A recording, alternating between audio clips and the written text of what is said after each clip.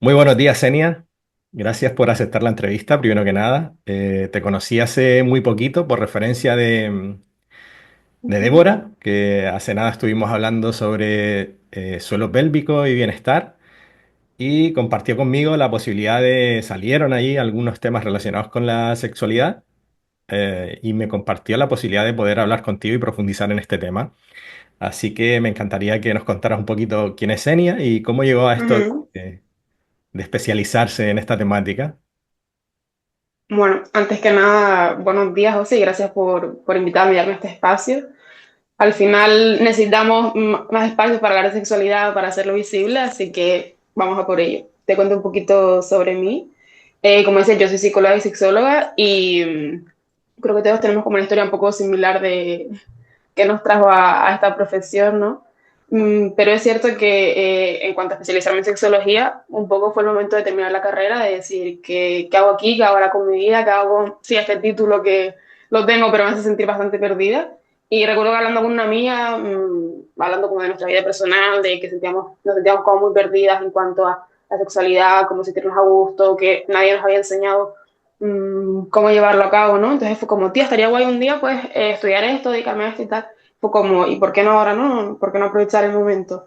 Y un poco fue como esa la motivación de empezar a estudiar, empezar a formarme y querer que lo que a mí me estaba generando malestar, esa falta de, como decía, de educación sexual, pues que como ponerle un poco de remedio y aportar mi granito de arena para que las personas pues pudieran conocerse más, vivir su sexualidad de manera más saludable y placentera y también cuestionarse lo que muchas veces nos han enseñado que a lo mejor es información que tenemos pero que tampoco nos ayuda, ¿no? Entonces esa es como mi motivación principal para haberme metido en este mundillo, que la verdad que el tiempo que llevo es que no me arrepiento, no lo cambio para nada.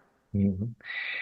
Qué importante la sexualidad en nuestro bienestar, ¿no? Tengo curiosidad, en tu forma de trabajar, ¿la sexualidad es algo que se trabaja o que tú trabajas de forma individual o lo trabajas con la pareja? Porque entiendo que la pareja es un elemento muy importante si la persona tiene pareja en ese momento, ¿no?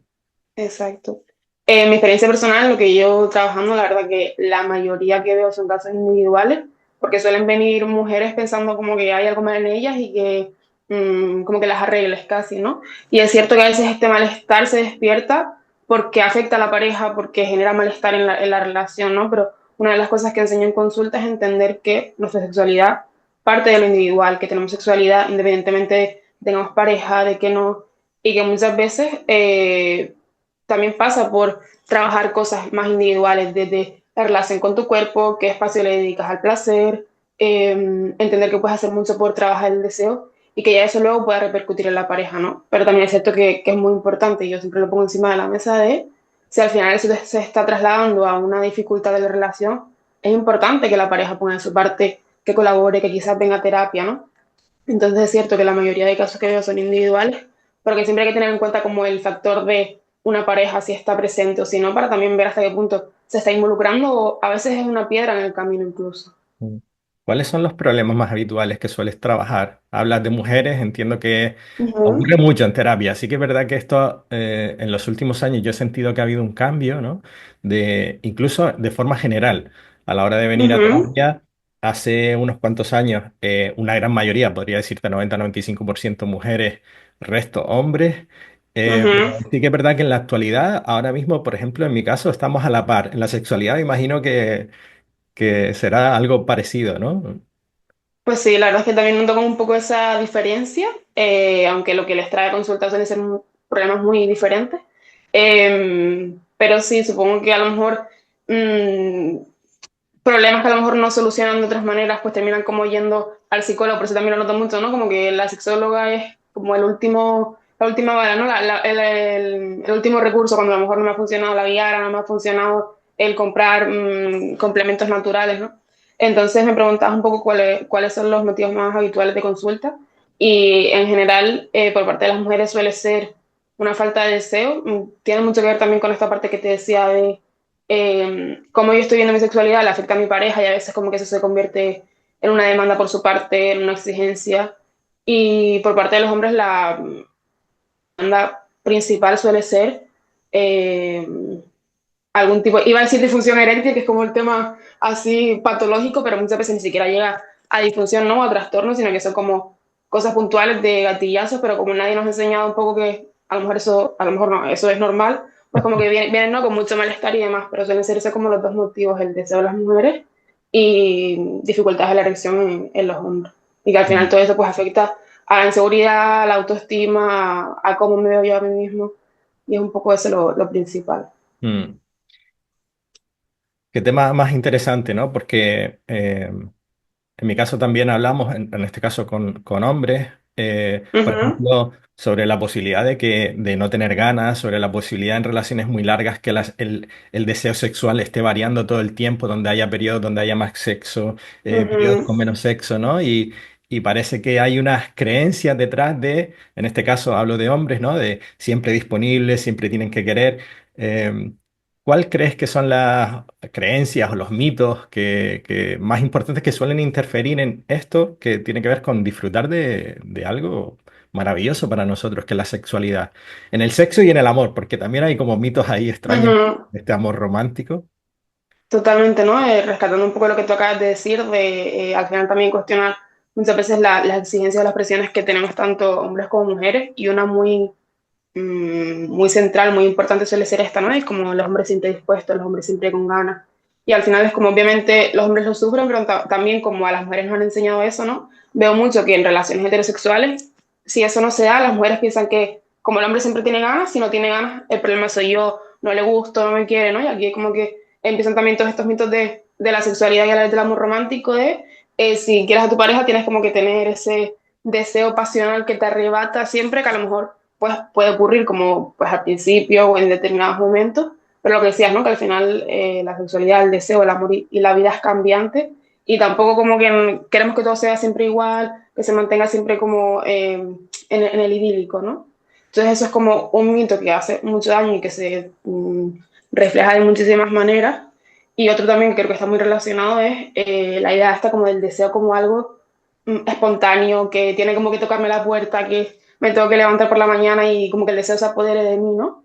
Y realmente hay como diferentes tipos de deseo, y es cierto que hay uno como menos controlable, más que aparece aparentemente espontáneamente, pero que luego hay mucho que se puede trabajar, que hay mucho que podemos poner en marcha. De hecho, muchas veces me gusta hacer como la comparación de, a veces al principio parece, al principio de una relación, por ejemplo, parece que es más espontáneo, pero en verdad tampoco lo es, sino que te curras las cosas lo que de manera más natural, pues porque te esmeras a lo mejor más en una cita, porque le dices a tu pareja cosas que a lo mejor como que invitan, ¿no? A la situación, a que ese erotismo, esa intimidad aparezca, ¿no? Pero realmente nunca fue espontáneo, lo que antes pues a lo mejor ponías más de tu parte. Y no, hay que currárselo. Y sobre todo cuando las Exacto, relaciones se van haciendo largas en el tiempo, esto es un exacto, trabajo sostenerlo, ¿no? Mm. total. ¿Cuáles serían las señales que consideras más importantes de que una persona tendría un problema en su sexualidad y tendría que tomar medidas o al menos informarse para visitar a algún profesional? Ya. Yo creo que aquí hay como una, como un criterio que diríamos los psicólogos, que es básicamente que le genera malestar. Al final yo te puedo decir cosas, te puedo decir una lista, pero si tú estás a gusto así, si eso no interfiere en tu vida, no soy quien para decirte nada, ¿no? Entonces es muchas veces también algo que devuelvo en consulta, ¿no? De, vale, pero ¿por qué estás aquí, no? ¿Hasta qué punto la necesidad de cambio, la necesidad de ver qué está pasando es tuya? ¿O viene de tu pareja, viene de cómo te han enseñado que tiene que ser la sexualidad, ¿no? Entonces eso creo que es como lo primordial, algo que te esté generando malestar. Después también aquí creo que se complica un poco porque nos han enseñado a normalizar ciertas cosas que no deberían. Por ejemplo, que eso seguro que lo habrás hablado con Débora, que lo vemos mucho en toda la sexualidad, que es el normalizar el dolor, ¿no? Y hay veces que justo que aparezca el dolor te está dando la señal de, bueno, tienes que parar, tienes que poner atención aquí a algo, ¿no? Y no, bueno, siento dolor, pero tengo que seguir, ¿no? Entonces, eso sin duda es como una alerta importante para decir, tengo que revisar algo. Y después, pues también como un sentimiento de miedo, de vergüenza, de inseguridad con tu cuerpo, con las relaciones sexuales. Al final la idea es poder vivir, también como nos enseñan mucho la sexualidad como un tabú. Mientras la vivas como un tabú hay algo ahí que te va a generar malestar probablemente y que te impida entender la sexualidad desde la salud un poco como antes, ¿no? Así que son como esas señales que me vienen de, oye, hay algo aquí que atender. Mm.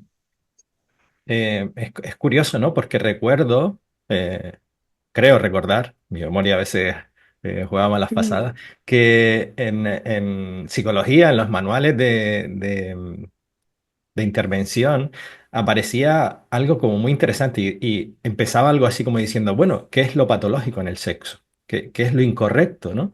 Si dos personas consideran respetuosamente disfrutar de cierta actividad, ¿qué se considera que Exacto. está mal, ¿no? ¿Y cuánto influye las creencias que instalamos, no solo de la familia, sino una cultura como la nuestra, donde la religión tiene mucho peso, que luego nos afecte en ese disfrute de una Exacto. actividad sexual, ¿no?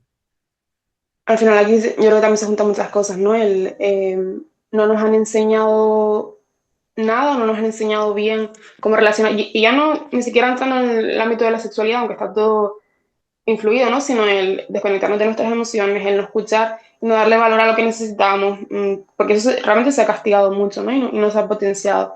Entonces, cuando me han enseñado a desconectarme de mí, yo intento seguir como unas normas, ¿no? Lo que se supone que se espera de mí, porque también algo muy humano es el querer agradar, el querer sentirme visto, el querer encajar, ¿no? Entonces, ahí es como algo que no equilibra la balanza, ¿no? De, si yo sé que a lo mejor escucharme va a tener unos costes pues en esas relaciones o incluso que me va a generar malestar, porque escucharse suena como muy bonito como eslogan de Mr. Wonderful, pero también es un mundo difícil, ¿no? Entonces, yo muchas veces lo digo en consulta, he trabajado mucho en cuestionar la sexualidad, ver qué cosas no nos son útiles que hemos aprendido, pero luchamos contra un mundo, un sistema, unas relaciones de eso no encaja, ¿no? Me viene alguna paciente a la mente de, pues que lo que he aprendido aquí en consulta es súper útil para mí, sé que es súper saludable, pero es que tengo miedo de que esto no encaje con mi pareja porque tenemos como caminos diferentes, ¿no? No sé si me he explicado, me he ido mucho por las ramas. No, no, totalmente, sí, sí. Voy a aprovechar la siguiente pregunta y voy a hacer dos en una en base a lo que me has compartido, ¿no? Y ¿Vale?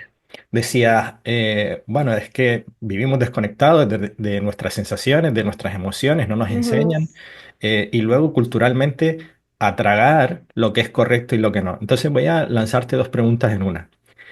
La primera sería la importancia del autoconocimiento, que para mí en terapia es fundamental, más allá de trabajar el síntoma, que la persona comprenda ujú, cómo nos condicionamos y cómo funcionamos, cuáles son nuestros patrones. La importancia del autoconocimiento en el caso de la sexualidad. Y cogiendo esto de la desconexión y de lo que aceptamos por la propia sociedad como lo correcto o lo incorrecto, voy a lanzarte el melón de cómo influye la pornografía. Y si de alguna forma esta desconexión que nosotros hacemos de nuestros propios cuerpos luego nos llevan a polaridades donde pues quizás una sexualidad más agresiva o más desatendida de la otra persona donde no se tienen en cuenta ciertos aspectos, ¿no? Estoy tan desensibilizado claro, que necesito la otra polaridad. ¿Cómo lo claro. ves tú?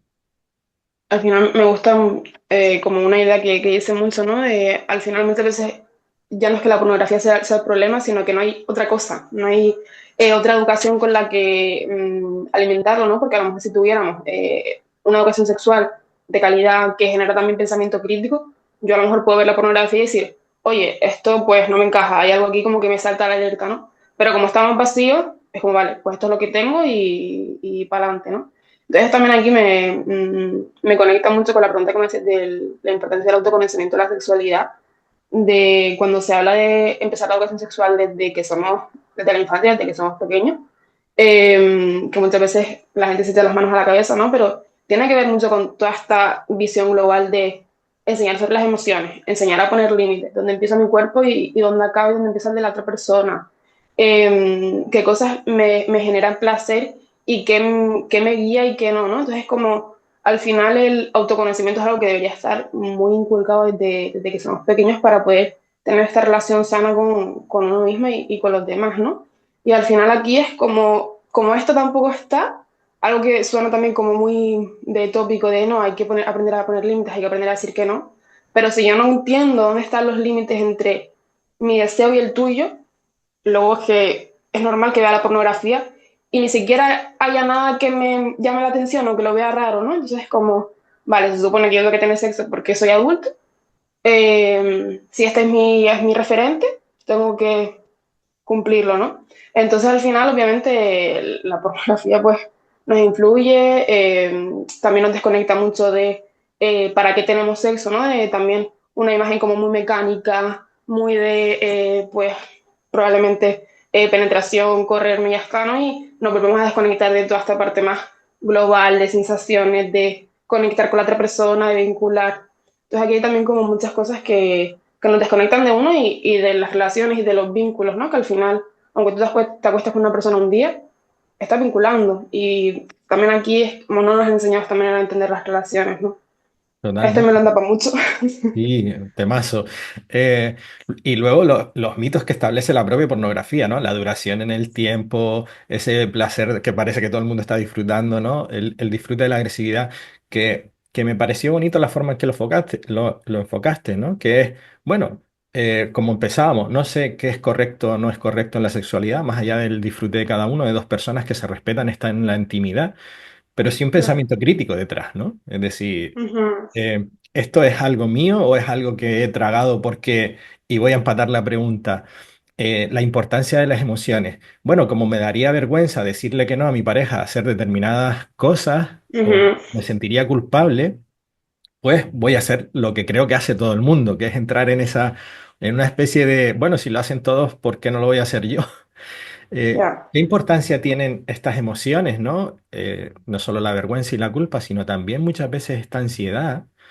Ujú. La noto mucho en los hombres y es donde los hombres empiezan a tener también problemas en ese aspecto de idealización, de tener que durar, de estar siempre disponible, de Ya. siempre placenteros, ¿no? Y que la sexualidad siempre sea muy genital, que la calidad de la sexualidad sea el llegar al orgasmo, ¿no? Ya. Todas estas cosas que parece que también la pornografía instala, ¿no? Ujú. Totalmente. Al final no creo que hay un concepto en sexología que se llama ansiedad por rendimiento, ¿no? Que tiene que ver mucho con esto que decías de, y con lo que hablamos al principio, de la presión por quedar bien, por ser el hombre quien tiene que complacer, que encima te tiene que complacer de esta determinada manera, ¿no? Porque, o sea, es importante complacer y tener en cuenta que estás con otra persona, que no sea como puro egoísmo ni utilizarla a tu costa, ¿no? Pero que hasta el complacer a veces lo entendemos mal, ¿no? Entonces me hace mucha gracia, como, sobre todo con hombres, el momento de la terapia en el que como que aparece un poco de decepción de, ¿no? Al final llegas, pues a lo mejor como pretendiendo un poco la pastillita psicológica, por así decirlo, y yo les digo, mira, yo no te voy a dar un manual de tienes que hacer esto, esto y esto para que de repente tu malestar desaparezca, ¿no? Sino que hay como mucho más un trabajo de mirar para adentro, de ver realmente, más allá de cumplir, ¿qué quiero yo? ¿Qué me apetece?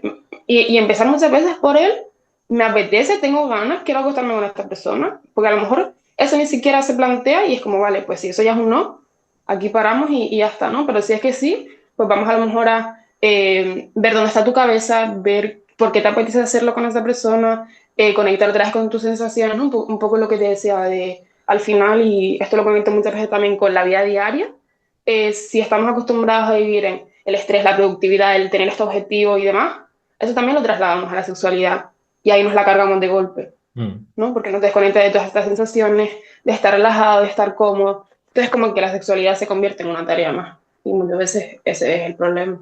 mm.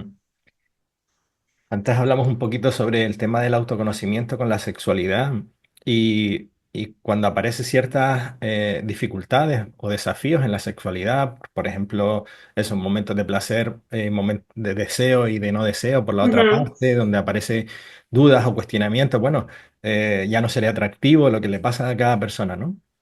Sí. Eh, Me pregunto también, no sé cómo lo trabajas tú, pero la importancia de no convertirlo en algo egoísta. Es decir, muchas veces creo que la sexualidad se convierte en un espacio de, em, bueno, si no llego al orgasmo es que mi pareja no lo está haciendo bien, ¿no? Es como Uh lanzamos la -huh. responsabilidad al otro de como culpable de que la sexualidad no sea tan placentera, de que no disfrute Uh tanto. -huh. Yo creo que aquí es como al final un, no, te decía antes, de no está la lista de ingredientes, pero es como aprender a movernos como en muchas situaciones, porque lo que te decía, no, vale, es importante complacer, pero también hasta qué punto, porque eso muchas veces cuando tengo el foco muy puesto en la otra persona, me va a desconectar de mí y demás, ¿no? Luego esa expectativa de, vale, si no siento placer, es por culpa de otra persona. Entonces aquí es como, tiene que haber siempre un combo, un mix entre yo escucharme, conocerme, para también saber qué pedir, obviamente tenemos que encontrarnos con una persona que esté dispuesta a escucharte, querer darte y querer satisfacerte, ¿no? Pero que como que el foco no esté puesto ni en ni en un extremo ni en otro. También muchas veces aquí podemos entrar otra vez como en los mitos de placer igual a orgasmo, ¿no? Y a veces que ya solo hacer esa pregunta en consulta o como intentar romper esa idea es como, ¿qué? En plan, si no hay orgasmo, de hecho, muchas veces la pregunta es como súper clara y directa, me dice, ¿puede que no tenga orgasmo y que vaya todo bien? Y yo, sí, sí, sí, al final es como, no hay unas normas que seguir, ¿no? Al final es como, tú estás sintiendo placer en general, porque de hecho muchas veces ocurre que puede haber orgasmo, pero todo el momento anterior no hay placer y entonces como, ¿te compensa? Entonces como donde ponemos el foco muchas veces, ¿no? Sí. ¿Qué relación trabajas tú o crees que hay entre una sexualidad disfrutada por la persona y su autoestima? Pues mira, al final, si entendemos autoestima como la relación que tiene cada una persona consigo misma, de cómo se ve, de las cosas que se ve capaz, de también capaz en el sentido de, no lo que decíamos antes, de me da vergüenza poner límites, me da vergüenza expresar lo que quiero, lo que no, también la relación que tengo con mi cuerpo, son todo como pequeñas cosas que se nos van metiendo en la cabeza y nos van generando malestar que nos desconectan una vez más del estar presente, del estar relajado, es como algo esencial. Muchas veces como que como tenemos la sexualidad como algo súper pasional, como que tenemos que estar súper activados, súper atentos y tal, pero realmente lo que necesitamos que ocurra en el cuerpo para poder sentir placer es estar relajados. Y son tantas las cosas que nos desconectan de esa relajación y muchas veces es eso, ¿no? La autoestima, todo lo que pensamos de uno misma, de cómo me veré, si seré capaz de llegar al orgasmo, si seré capaz de complacer a la otra persona que al final me siento como menos capaz, por así decirlo, o de cómo se me verá el cuerpo, de mucha inseguridad que hay también en ese sentido por parte de las mujeres, ¿no? Mm. Y ya es como cualquier cosa que esté en tu mente, si tú estás en la mente, no estás en el cuerpo, y aquí ya es como que el placer se va por la ventana. Mm.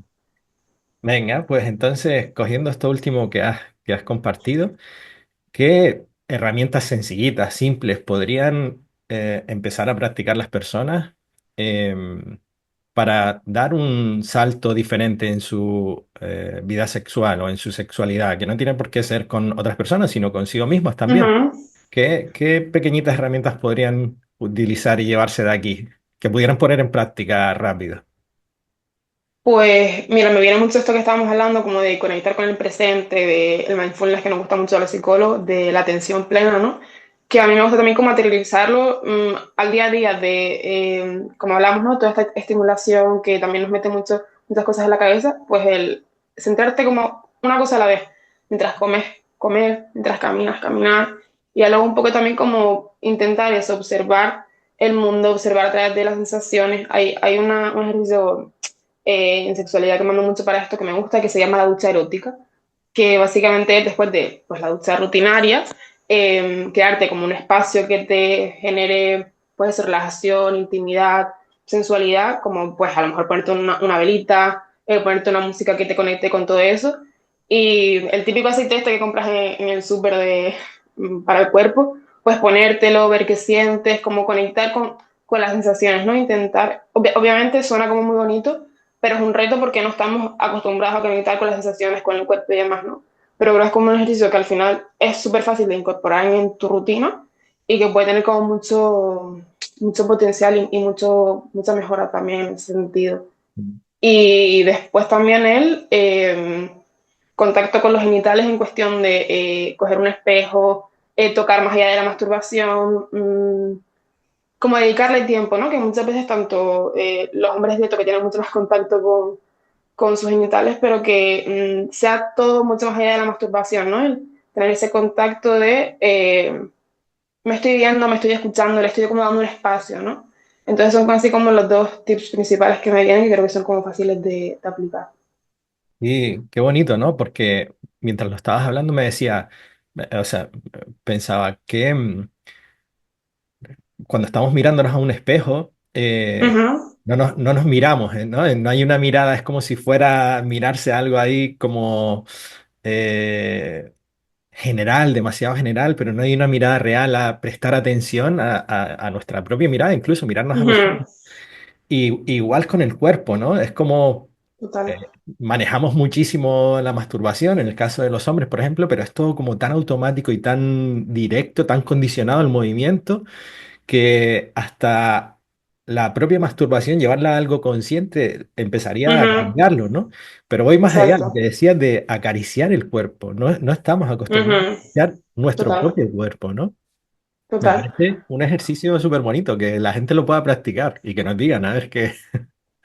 A ver qué les pasa. Al final no es tanto el como qué cosas hacer, ¿no? Sino el cómo, la intención que le pongas, la actitud, la atención, ¿no? Porque me he visto también muchas veces mandando como esta tarea, por así llamarla, y al final que se convierte en una tarea, ¿no? De hice el check porque para contárselo a la sexóloga al día siguiente, pero es como, no, no, es que al final cuando lo haces de la tarea, cuando lo haces igual que por una lavadora, es como que haces mucho la parte mecánica pero no estás conectando, ¿no? Entonces, esa es como siempre, esa es siempre la parte difícil, ahí es donde está el reto, ¿no? Y, Senia, para terminar, ¿con qué te gustaría, con frase, resumen, cómo te gustaría concluir Mm, la entrevista de hoy?